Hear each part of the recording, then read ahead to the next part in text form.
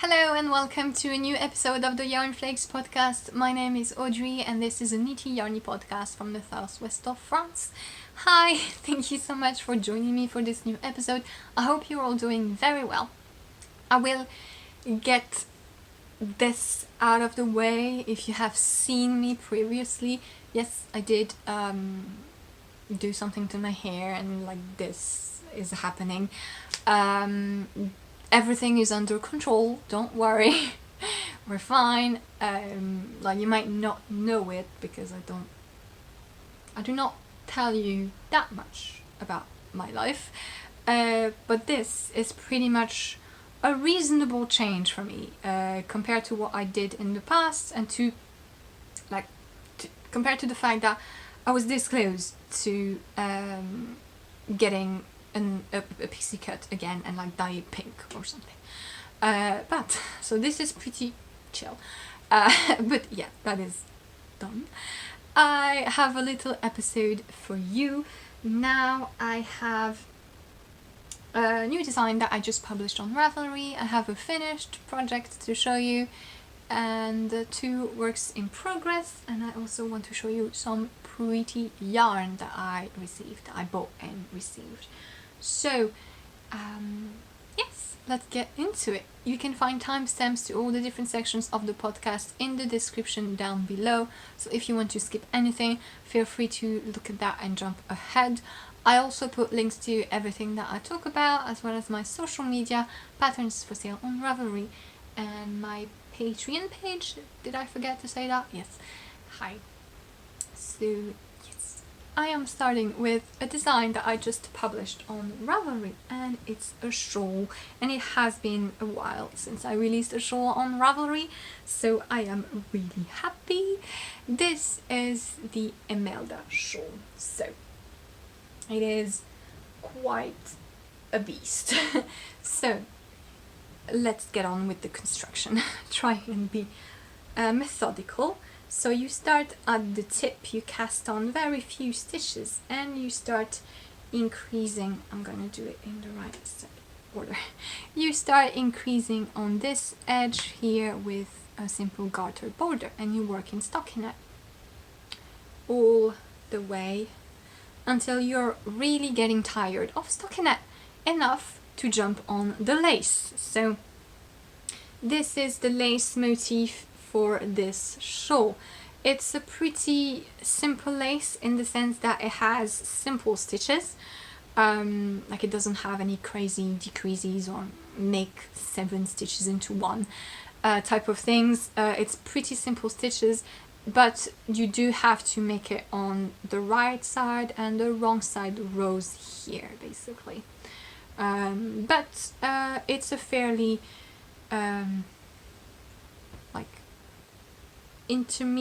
early intermediate between beginner and intermediate lace. It's nothing complicated, and it's charted in the pattern, and in the pattern you have all the instructions needed to read the chart properly and to help you knitting the lace.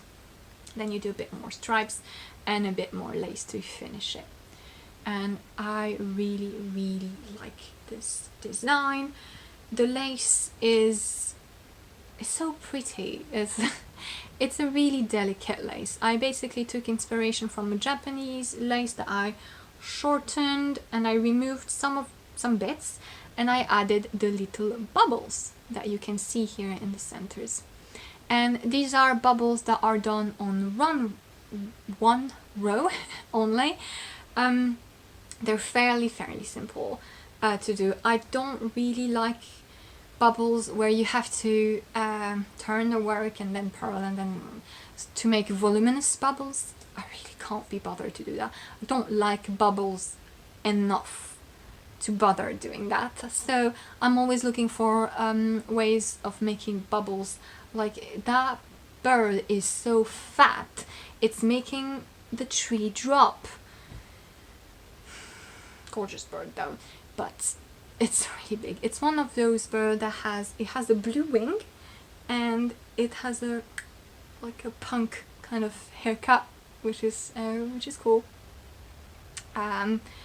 But yeah, it's a really big bird, and it always scares my dogs. But it's really pretty. Anyway. Bubbles. I always look for ways to make bubbles like in one go, to make them a little bit more effortlessly. And this is the case for these ones. So they're rather small bubbles that you make all in one go. And in the pattern there is a video tutorial linked that I recorded to show you how to make them. And yeah, this is how the lace looks like. You finish the shawl with a little bit of garter stitch and a I-cord border, and then you do one little thing on this side. So you have slipped a stitch all the way as you were knitting. So at the end you pick up stitches from the wrong side so that the slipped stitch edge is showing and is making that sort of braid effect here. You knit a little bit of garter and you bind off in I-cord as well. And it makes this sort of nifty little texture thing, which I really like on this side. I did mine in the contrast color, but you know, you can fiddle with things a bit. And hey, this is the shawl. So it uses 2 colors. You can make it in just 1 color. You can make it in 3 colors. Some of my testers have used some leftovers and they've made a different stripe panel sequence here. But yes, this is the shawl and I really like it. So I used yarn from Les Petites Potions, which is a French yarn dyer that lives right next to me. She gifted me the skein so I could create a shawl in collaboration with her brand, and this is what we came up with. This is her sweet alpaca base, so it's a blend of alpaca, silk and cashmere. So it is the softest thing on earth and it has so much drape. And that was a little bit the trick with this design, is that I wanted to use this alpaca base, but I wanted it to like look like something. That is a little bit tricky with designing shawls or anything with a really drapey heavy yarn like alpaca, is that since it spreads so much, it's difficult to make motifs, because when it's stretched, lace and cables, they don't look so good. So what I did is that for this shawl I have a rather tight gauge. I have like 29 stitches per 10 centimeter, which for a shawl is quite intense. But as you can see, because of the yarn composition, it is so drapey and flowing, and it worked really well. This means that if you're not using an alpaca blend, you just make your regular shawl gauge. Don't try and get that tight of a gauge with a merino, because it's not gonna be as nice and drapey. Gauge for shawls, if you have a different gauge, it might change the size, it might change a little bit how much yarn you use, but in this case your shawl might end up bigger basically. But it is easy to adjust it, to modify how you use your colors, to modify how many repeats of the lace you do, so it is perfectly adaptable size-wise if you are using a different yarn. And you can check out my testers project, because a lot of them use different types of yarns, fiber-wise and color-wise, so you can get some inspiration on both sides if you look at the projects on Ravelry. So I think I've said everything. The colors I used are pétale, which is like petal, a flower petal, and perle du matin, which is morning pearl. It's sort of a play on words with like morning dew, because it's sort of it's a pun on this, and French pants. And yeah, this is how it came out. It's been a while since I released the shawl, and I really felt like making a pretty shawl, you know, with this delicate lace. And yeah, I hope you like it. I don't know why, I'm really picturing it as a wedding shawl for some reason. Like, that would be really sweet, I guess. But yeah, you can make it in one color if you fancy. And yeah, this is Imelda, and it has a little discount for the release, which is 15% off until next Sunday. So yes, I think I said everything. I'm always disturbed because birds and because like I recorded the French episode before, and I blabber so much. It's just that French is more lengthy, I guess, and since I record it first, I tend to hesitate a bit more, and like I repeat things 25 times, but it's like a rehearsal for the English one, and so in the English recording I'm able to be much more concise, I hope. And so it ends up being much shorter, so I always feel like I forgot something, but I don't think I did. So yes, I hope you like Imelda. It is my last design for June, and I hope you enjoy it. If you've been looking for a little summery project in the shape of a shawl, yeah, I'd be happy to see different versions of it.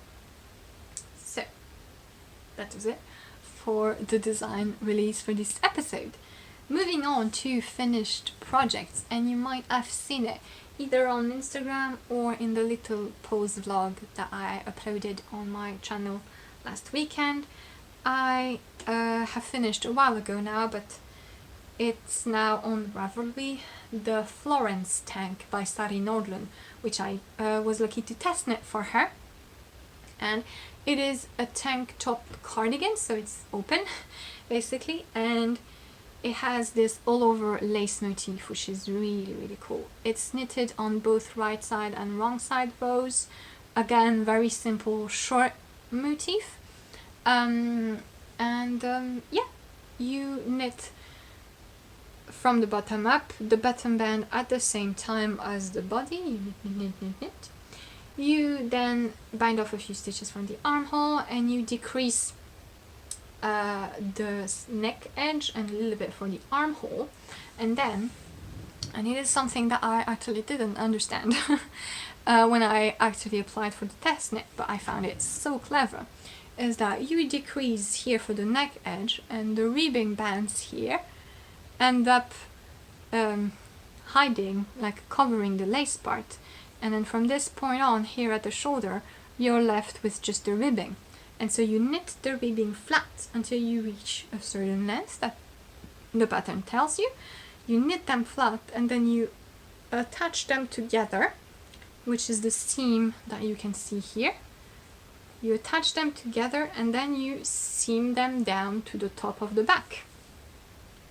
And like conceptually, it may be a bit odd, but it's really well explained, and it makes a lot of sense when you see the parts of the top that you have. You already see how it's supposed to come together at the back, and I thought that was really clever and a really fun thing to do, and a neat finish for the top, and I really liked that aspect of the design construction wise. So yeah, pretty much that's how it is. I knitted mine with Black Yarn Samite, which is their discontinued blend of a bunch of different wool, woolen span non-superwash and silk. And I didn't have enough yarn. I did get correct stitch and row gauge.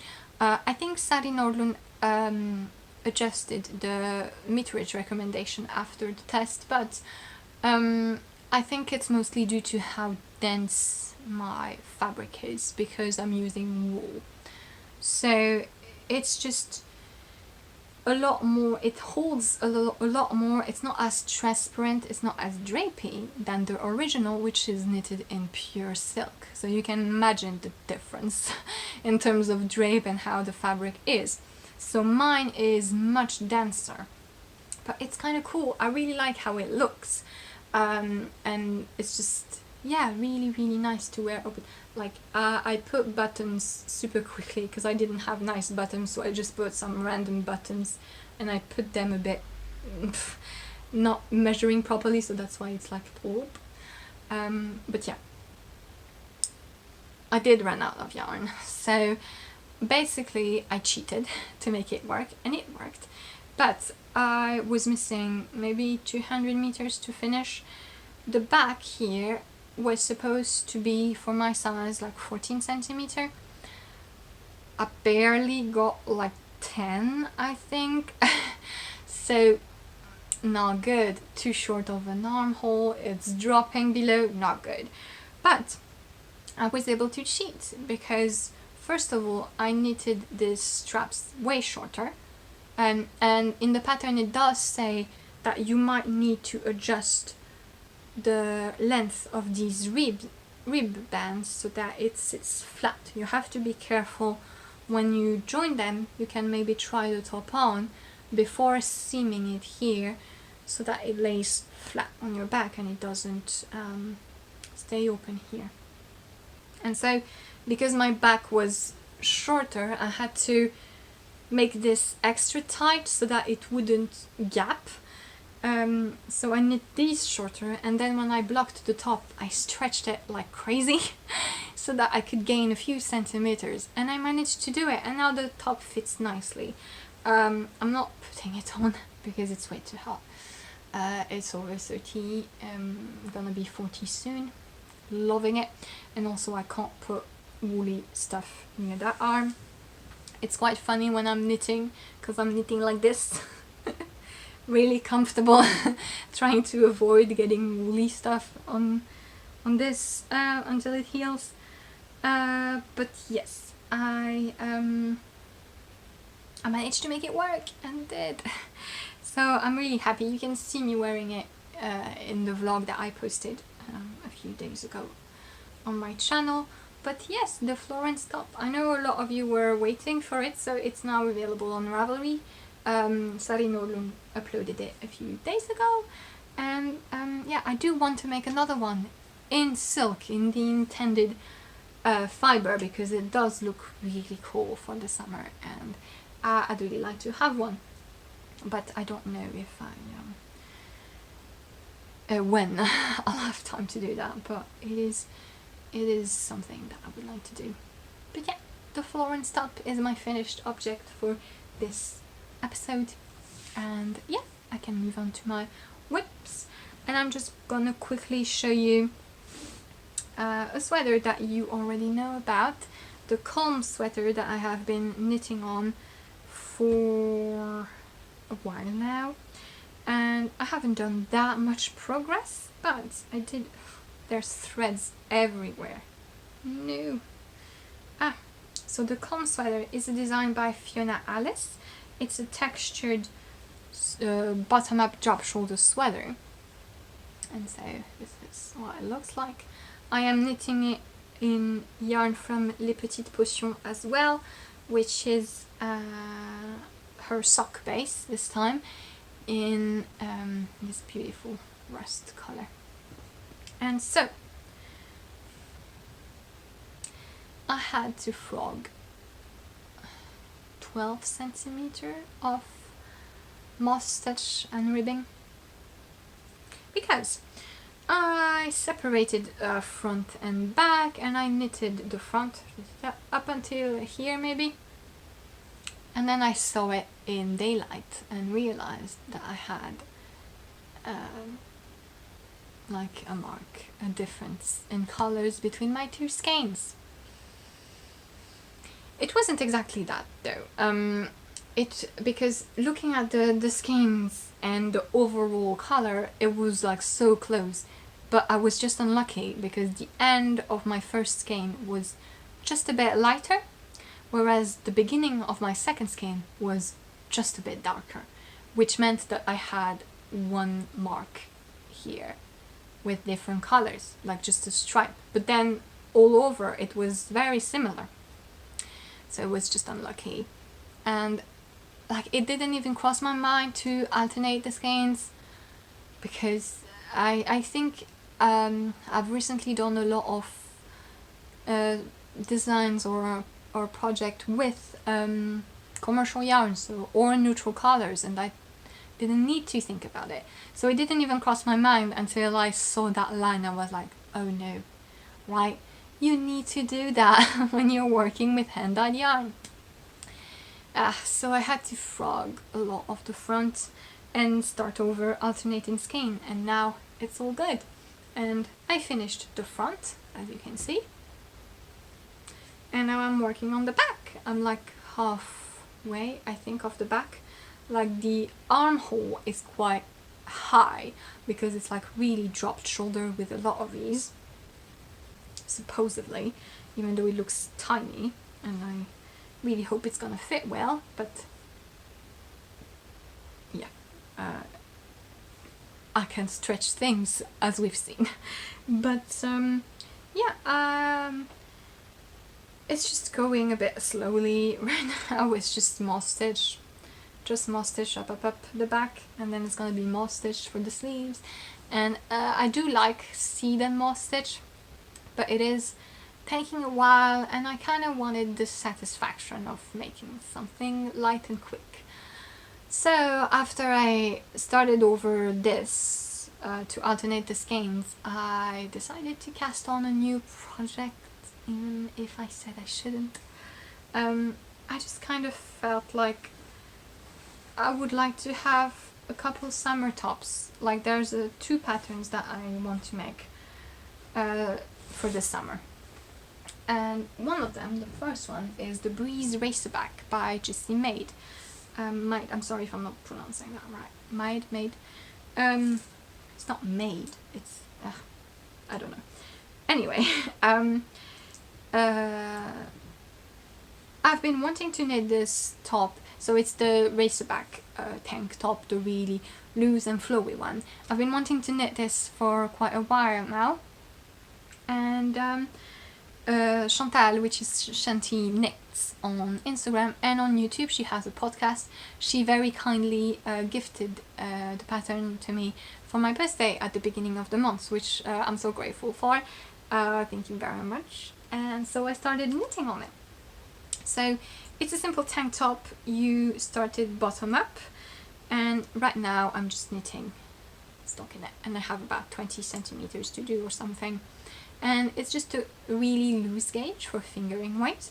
I am using Tôt le Matin yarns, which is a French indie dyer, a regular sock base merino nylon in the colorway fresh. It's a cream base with pink and orangey speckles. I think this must have been one of the first hand-dyed skeins I ever bought. I bought it maybe 3 years ago. That dyer was on Etsy back then. Now she has her own website. And yeah, I really like how it's knitting up. So the gauge is very loose. There are two gauges in the pattern. You have 18 stitches and 23 stitches, depending on whether you're knitting in a round or flat. I suppose that's so that the top part is not as transparent, or when you have the breasts. But yeah, I'm gonna have to lower my needle size significantly, because I have sort of the same gauge when I knit round and when I knit flat. Like, it's a teeny difference. It's not that big of a difference. So I'm gonna have to change needle size.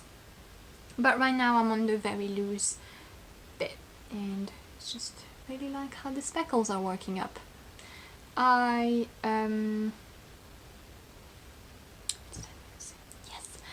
Something really clever, because like it's just a simple stockinette in the round, but there is one element that is quite neat, is that usually when you switch from ribbing to stockinette, especially when it's so loose, you know, if you don't like stretched out ribbing, sorry, because this is quite big already. But often when you have a sweater or something and you move from ribbing to stockinette, the first row has some holes, like it looks a bit uneven because of the fact that the purl stitch that was sort of hidden has to come up and be a part of the stockinette, and it's just a difference in gauge, and it never looks really neat. But here she has you do something I never did before, which is quite clever. It's just on the transition row, before changing needle sizes after the ribbing, you just do a little trick with slip stitches, which makes a really neat transition. It's just merged a little bit better. And I found this quite clever and super neat. And in such a simple design, I really appreciate these little nifty things. And I'm really looking forward to shaping the Racerback and seeing how everything works out. But yeah, this is a simple, quick summer project that I'm looking forward to continue. And yeah, I think that is all I had to say about it. And only 26 minutes. Oh my god, am I going to be able to have an episode that's under 30 minutes? Not if I keep being distracted. Chop chop chop. No, seriously though, I wanted to show you some pretty yarn that I have bought. Tot le Matin Yarns, which is the dyer that I just showed you the yarn of. She's a French indie dyer. Her name is Lauriane. She has a huge amount of bases available, and basically she dyes to order, which means that you can choose any color that she has on any base that she has. And I recently found out that on her website she has a non-superwash category with a lot of different yarn bases options, and I was really happy to find that, because well, I've been looking for a specific thing. I've been looking for a DK or worsted weight yarn, non-superwash, with a little bit of definition. And I sort of like Gilead by De Rerum Natura, but not Gilead. You know, I kind of wanted something else because I've already used Gilead quite a lot and will keep using it quite a lot because I love it. But I wanted to try something else, and maybe something hand-dyed and maybe a different fiber. And Tot le Matin Yarns, I should stop kicking that thing, I'm sorry. Tot le Matin Yarns had just that. This is her tot, well, you can say tot, but Tot le Matin means early in the morning. And so basically all of her bases starts with tot, T-O-T, but I suppose you can say tot, basically, if you want pronouncing it English way. So this is the Tot Highland DK. So this is 100% Highland wool, non-superwash DK yarn, and it's exactly what I wanted. It's non-superwash, it's fluffy, it's nice, it's very round, and I want to use it for cables. So this is gonna have the perfect definition. This is exactly what I was looking for. I wanted a sort of bluish color, and so this is Profondeur, which means depth. Not death, not death, but depth. French person. Sorry, I'm French. Depth. Oh no, now I can't say it. It's like when you try so hard, you can't. You understand what I mean. So it's this sort of greyish blue that is not too light, and that is like really lovely and exactly what I wanted. And I bought a lot, okay? When I found out she had that non-superwash thing and you could just order anything you ever dreamed of, I was like, yes. But yeah, this is gonna be quite a nice project, maybe for the autumn or winter or whatever. But yeah, I really like it. And the second base I was very interested in was a blend of Corriedale and Mohair. I really like when Mohair is mixed into the yarn rather than holding it together, which is fun, you know, but this makes a lot of fluff, it's more expensive, and I just like blends that are interesting. And so this is 50% Corriedale, 50% Mohair, and I really like how it is. It's quite a light fingering weight though. It has 400 meters to 100 grams, but when you look at it, it's quite fine. So I wonder what type of gauge I'm gonna get. But you do have a really nice halo. It's shiny, it's drapey, but you don't have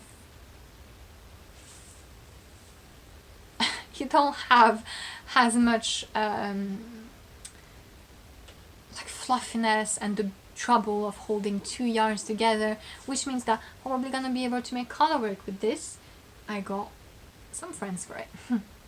Basically, I just saw this beautiful color, which is safari.